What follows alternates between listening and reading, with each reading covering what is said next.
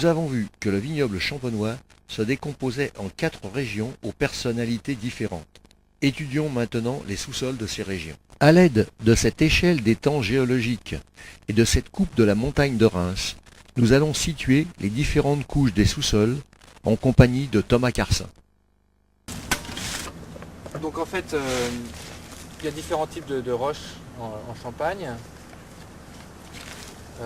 Donc ici on a de la craie et un sol, la partie arable de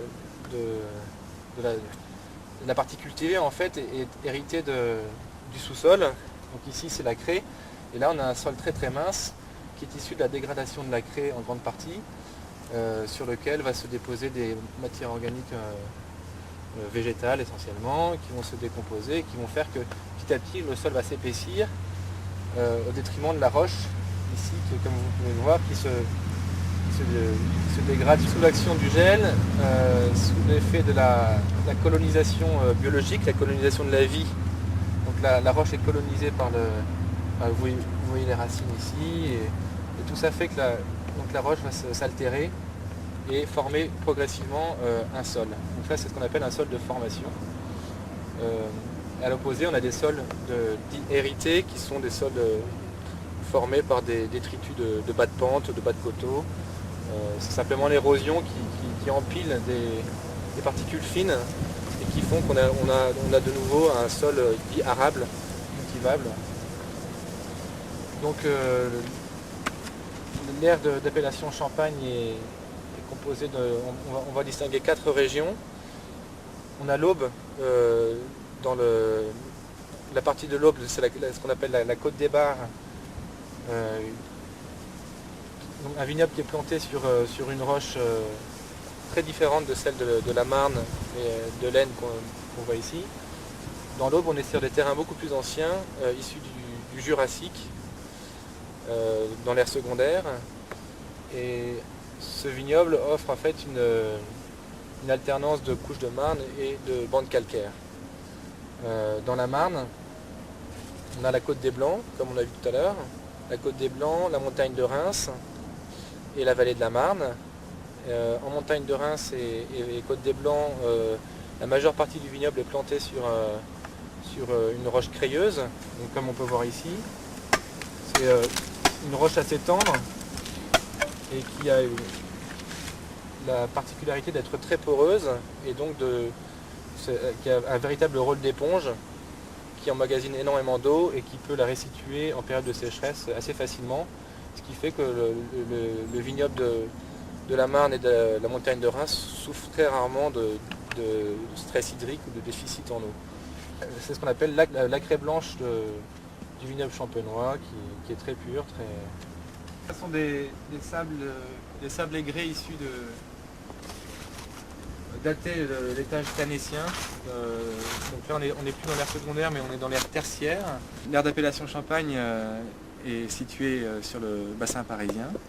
La craie blanche qu'on a vue tout à l'heure est datée à 70 millions d'années.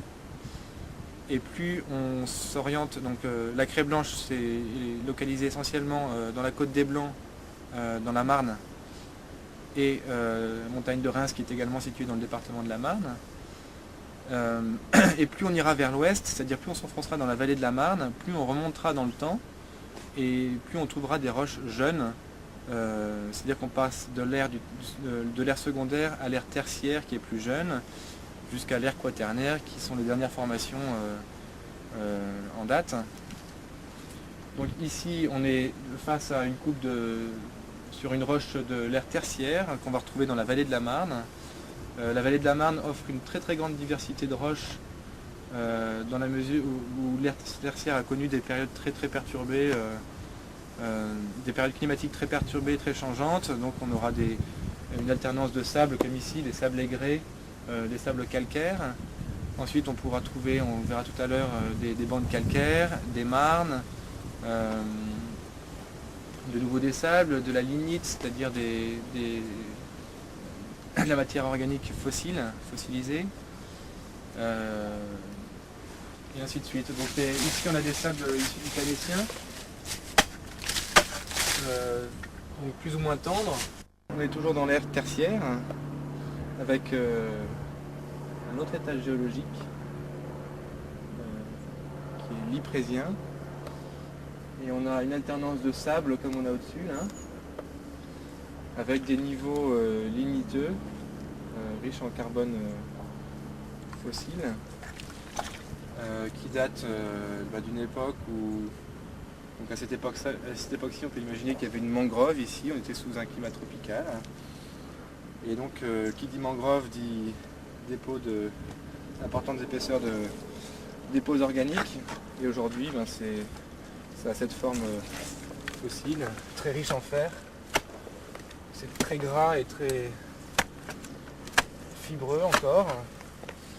Et c'est utilisé ça a longtemps été utilisé dans le vignoble pour alimenter les sols en fer justement et lutter contre la chlorose ferrique qui fait jaunir les feuilles. C'est encore un banc de lignite. Matière noire. Entouré de sable. En fait, la lignite a des épaisseurs assez variables. Et là, on voit encore un étage géologique différent, avec ici des argiles vertes, la glauconite, très riche en fer également, fer ferreux. Les argiles vertes c'est une couche géologique très imperméable qui retient beaucoup d'eau. Et donc, ce sera par endroits, ça pourrait être un frein au développement de la vigne et ça aura une influence sur le comportement de la vigne. Ça, ce sont des marnes, en partie, avec quelques blocs de calcaire comme on a juste au-dessus. Les marnes sont des argiles calcaires. Alors, le taux de calcaire est plus ou moins variable. On a ainsi des marnes calcaires et des calcaires marneux. La couleur caractéristique gris-vert des marnes. Là on est sur un étage géologique qu'on retrouve assez profondément dans la vallée de la Marne du côté de Château-Thierry, ou enfin sur les plateaux en tout cas. Ce sont les argiles amelières. Cette roche qu'on utilise beaucoup dans la construction dans tous les villages de la Marne, beaucoup de villages de la Marne. Mais assez peu fréquent dans le vignoble en fait. Les sables du Cuisien, qui offre parfois une alternance, on retrouve de fines couches d'argile, et puis ensuite des sables. Vous avez souligné le fait que toute cette diversité de roches qu'on voit ici est autant de sources de diversité pour les sols qui en sont issus ou hérités, et c'est ce qui fait qu'on a le comportement de la vie sera très différent d'un sol à un autre, d'une roche à une autre. C'est ce qui offre à la Champagne cette diversité de vins et de plaisirs gustatifs en fait, tout simplement. Donc d'une région à l'autre, on n'aura pas le même type de vin, entre la côte des Blancs, la montagne de Reims, la vallée de la Marne et les vins de la côte des Bars. On a des styles très différents, des profils très différents, et c'est en grande partie lié à la nature de la roche, au microclimat, donc à la topographie, et puis au type de sol. Selon son potentiel à alimenter la vigne en eau ou pas, il y a énormément de facteurs qui entrent en jeu, c'est ce qu'on appelle le terroir.